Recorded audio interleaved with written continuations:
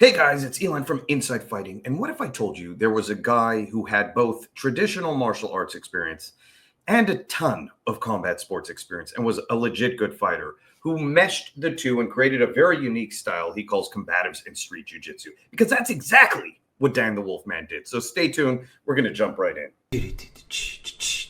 Pow, pow. Inside fighting, yeah. Dangerous martial arts. Pow, pow. Ooh, ah. Hey guys, as always, if you want to support the channel, like and subscribe and leave a comment below. Maybe even share the video. But most of all, if you can visit InsideFightingStore.com. That's my store. There's some really cool instructionals on there. And I have a rule of thumb. If you get an instructional, you watch it, and you didn't get anything out of it in the first 30 days, hit me up, I'll refund you.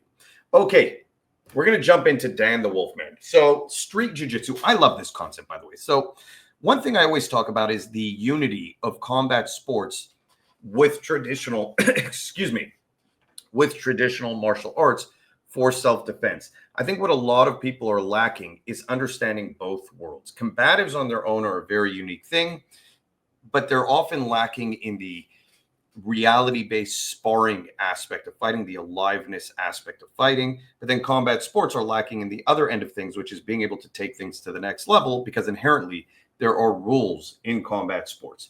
And so someone who has a kind of the perfect triangle of all three. So combatives experience, working in security, working in real life situations, also has MMA experience, fighting in the ring, fighting in numerous combat sports, and then also the traditional martial arts experience and curiosity, is a guy like Dan the Wolfman. And I'm not saying that just to hype him up. He's a legit dude. And the more I watch his stuff, the more I actually give it credit, you know, because it's easy to take this for granted. There's a lot of guys doing combative systems nowadays. Very few of them have that perfect trifecta of experience in all three. So let me just put on some of Dan's stuff in the background while we just talk a little bit about him. So Danny is one of those guys who's been in the ring. Now, you may not like how he fights. You may have critiques of how he fights. Anyone who gets in the ring and fights and has success in the ring deserves some kind of respect for that. And this guy's competing in all types of different competitions. Dan's the type of guy who, if you tell him, go compete in a grappling competition, will go do it. Go compete in MMA, he'll go do it. Go compete in striking, he'll go do it. And he's got experience in all of them. That's what kind of makes him unique. So he's one of those old school guys who managed to, in combat sports, be successful, but also managed to keep his curiosity and his love for more traditional, obscure styles. Things like Sistema, things like Aikido, things that you wouldn't normally just think of using in combat sports. He's integrated a lot of that stuff. And it really comes through in the system he created, this street jiu-jitsu system. Now, I criticize jiu-jitsu as a black belt. Now, my criticisms are mostly answered by what Dan does. What Dan does is he takes jiu-jitsu, the sport aspects, takes the best of it, simplifies it, and then looks at how can these techniques be applied with striking, with kind of reality-based scenarios against weapons in a way that's effective.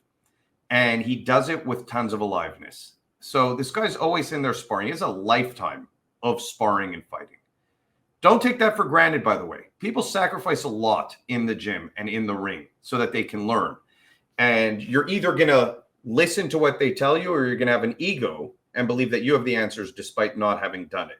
Now, does this equate to being effective in the street? No. I mean, it obviously helps when you get ring experience. You learn how to deal with your adrenal stress response. You learn how to deal with aggression.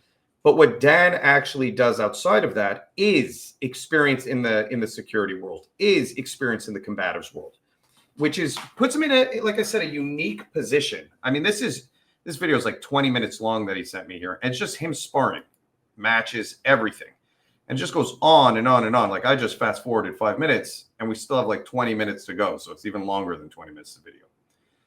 And again, there's not many guys in the combatives world who come from the combat sports world with that understanding.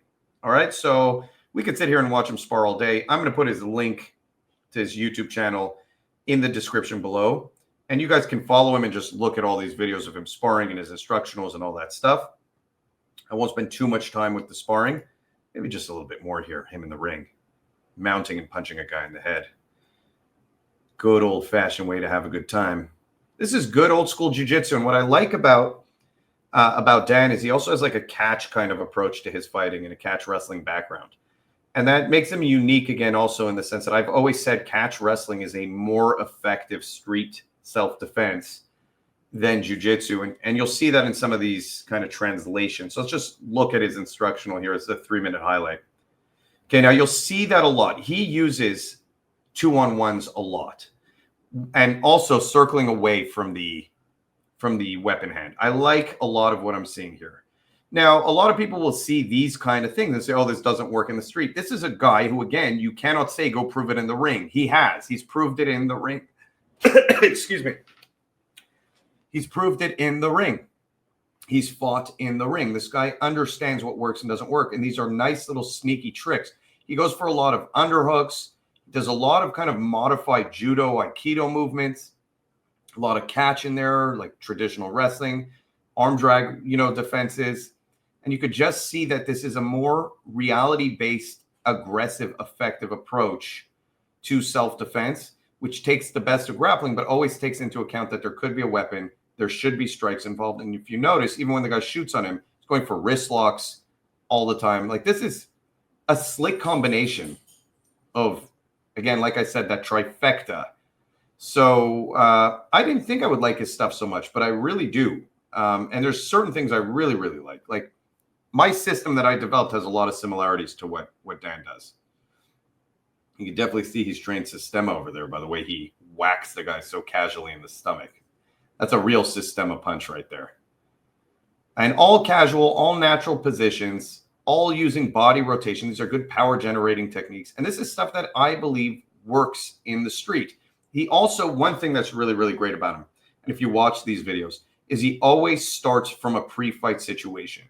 Dan's not the type of guy who just like shows you a technique. He starts it from an alive situation where the guy's yelling at you, the guy's attacking you, or even before that, the guy's just looking at you funny, and he's already getting into protective postures and defenses. So pre-fight awareness is a major part of combatives, something that's not acknowledged at all in the combat sports world. And he has a good approach to it here too. So again, can't say anything negative about this. And this just goes on and on and on in every video I have here. He also has a very like Eric Paulson kind of influence to him, which is very interesting. But again, a lot of his knife stuff also is a hybrid of, it looks to me like Krav Maga mixed with Sistema, mixed with catch wrestling. And again, with kind of reality-based approaches. So very unique there. His understanding of wrestling and of grappling and of real aggression, because that's something he's dealt with most of his life, again, makes this system a kind of one step above a lot of other stuff I've seen. Because he's dealing with a lot of real-world attacks here. He also just doesn't, one thing that's important, I see a lot of combatives videos and people like have someone attack them in such a untrained, which is really what you're going to get in the street, fine. But there's no like real intent behind the attack.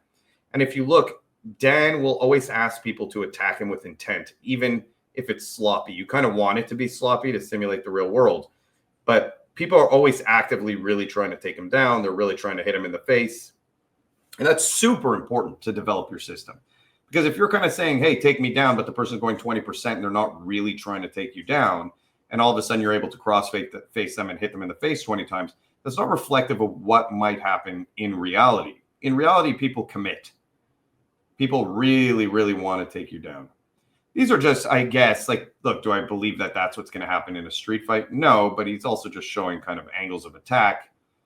If someone starts kicking at you, this type of stuff does happen, though. And again, that's like the type of stuff people bash in Sistema, which I've kind of gained an appreciation for in Aikido, right? Because what people don't realize, again, is what you have in the real world is intense aggression that becomes erratic and becomes chaotic and becomes overcommitted to the point where people throw themselves over. I watch a lot of street fights. It's crazy how many people fall to the ground themselves without being taken down, just from overcommitting to things, overcommitting to a punch, overcommitting to a takedown, just running at the guy and literally going over them and toppling over.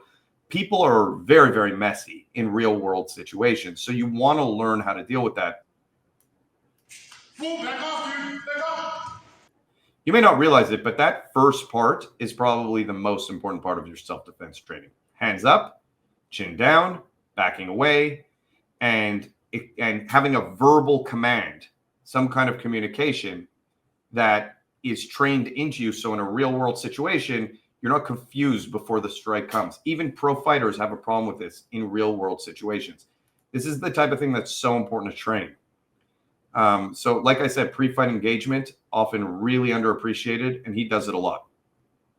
He relies on moves also, like I said, there's a lot of similarities between what I do and what he does. He relies on the arm drag a lot, getting behind the person a lot, neck cranks, using the person as a shield, which I love all that stuff. And again, these are very common defenses in Krav Maga and all that stuff, but there's only so much variety when it comes to a gun that you're going to see. And the principles always remain the same. Offline the person. If you're going to go for a disarm, be as close as possible to the person and use whatever limb is already there to move the gun on an angle that will not shoot you and then allow you to disarm. And then followed by extreme damage to the person, obviously, and then distance. But if you want a combative system that's going to teach you how to be effective at self-defense, this to me looks, more effective than Krav Maga. Personally, that's just my opinion. And people love Krav Maga. I have my criticisms of it, but I do think if you find the right teacher, it can be effective, but it's just very hard to find the right teacher. And it's been over sensationalized. And it's just been marketed very well, which kind of turns it into a mall form of self-defense. But there are some great Krav Maga schools out there. You just have to find the right one. But again, I haven't seen a self-defense guy come in with the unique background and curiosity that Dan the Wolfman has, which is like I said, that Aikido, Sistema, catch wrestling, 52 blocks. Like this guy's traveled the world to train with people, and he's also been in the ring. Eric Paulson, like I said, is probably the only other guy that I can think of offhand who's kind of like gone in the ring, competed in multiple styles, trains in all these obscure martial arts, loves self-defense. Maybe a Paul Vunak, but I don't know if Paul Vunak's been in the ring. I just would not mess with Paul Vunak. All right, let's keep moving. This is great. This is all knife defenses. Again, two approaches here that Dan takes. Control the knife arm, stick to it, which is so important, stickiness, and get your body as close so the knife has no room to cut you, or offline the knife so you get behind the person, take them down, and then the knife is out of play. But everything he's doing here, he doesn't know the attack. And this is, you'll see this kind of knife defense training from people who understand wrestling and grappling. I always tell people, oddly, and this is a weird thing to say, I think the two best combinations for knife fighting or knife defense, and I love his knife defense. I got to give him credit. Covers up his neck, controls the arm. But the two best base systems, if you were then going to take them and put a knife and teach the person how to defend against it, would be boxing mixed with wrestling. And like probably Greco-Roman wrestling, some kind of upper body form of wrestling, like a folk wrestling that focuses on upper body, those type of styles that focus heavily on 2-on-1s, like, those kind of systems that really understand controlling the arms are very, very, very effective against knives. The place where those lose is that they don't then put a knife in someone's hand and say, how can I modify what I'm doing to make it effective against a knife? They just have all the tools in place and understanding of body mechanics. So again, I really like that Dan here went out and actually did it. He's exactly that. He's one of those guys who has that background, who then said, okay, well, let me see how I could take my wrestling. Let me see how I could take my boxing and make it effective. And then combined all those other little aspects like the wrist locks from Aikido, which make you extremely effective, Filipino martial arts, the relaxation of Sistema and body positioning, and then added in those real combative lessons of like pre-fight engagement, getting the guy down to the ground so you can get away and all that stuff. And you really see it on display here. It's very cool. This is one of those situations that I've always believed is impossible to get out of if the guy actually wants to kill you. But you see what he's doing there. It's very subtle, but very important. Before actually escaping, he's offlining his body away from the knife. This creates space. It also puts the shoulder in a rougher position for the guy holding the knife. All right, let's go over here. And this is like the last one I'll show. This is a cool drill. He's just telling this guy, grab me however you want. I don't want to know what you're going to do. He's saying that right now. Just grab me and I'll react to it. There's multiple things happening here that are very effective. Number one, it's very alive. he's having a one-line attack, meaning the guy is going to do one thing, but fully. He's going to bear hug me. He's going to grab my neck. And I'm immediately, without hesitation, going to respond to that without knowing what it is. And the response doesn't have to be perfect, but it just has to be enough to get him off of me and to get some form of control where he's either down on the ground or I got him far away enough that I can run. This is a great self-defense drill. And you see, he doesn't wait for the position to be established. He's trying to develop an immediate instinctive response to being grabbed aggressively without knowing what that grab will be. Again, the number one mistake in combatives a lot of the time is you know the incoming attack. Here he doesn't. Also, another mistake in combatives a lot of the time is like you have to do this predetermined defense, right? Like they grab your throat, you have to do this. In reality, you have to do what works. And that's not always the same thing. And it might not be what's textbook. So if a guy really comes at you in the class to choke you and you manage to get him off, that's good training in a drill like this.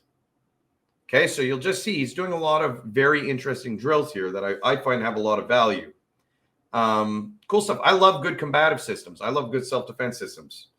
I also like that he calls this street jiu-jitsu because, like, again, I have my critiques of modern day sport jiu-jitsu for self-defense, which I think most people understand and respect.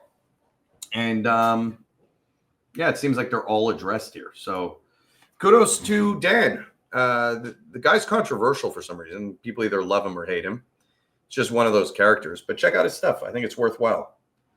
Yeah, good combative systems are hard to come by. There's like, and yet they all turn into the same thing. Like the structures are all very similar. You always hide your head. You'll keep distance, that pre-fight engagement stuff. But what a lot are lacking is that real like combat sports understanding of aggression and controlling the body of an opponent who is fully resisting you in your training. So that's seen here. Hope you guys enjoyed. Like and subscribe.